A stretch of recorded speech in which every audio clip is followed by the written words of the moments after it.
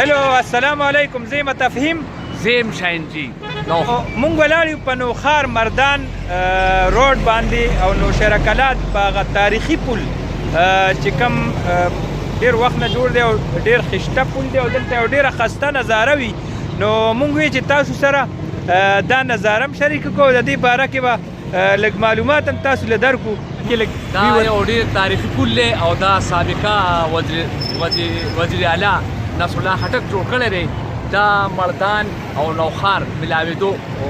ذریعه ده د دې نه مخکې سور پل او دا د سور پل نه پس دا یو لوی تاریخي پل دی چې نوخار باندې هم ډېر سیوای او ډېر بیزي پل دی سور پل د دې نه هغه خو انګریزانو وخت کې جوړ شوی د دې نه پس بیا نصر الله خټک چې کله وزیر اعلی شو هغه جوړ کړو اوس د هغه ورواره چې کوم دی پرویز خان خټک دغه نوی پل جوړ کړو ډېره خشته نظاره نه ده ډېر زبردست A1 نوخار پل او انشاءالله سور پل چې کوم ځای یاد کو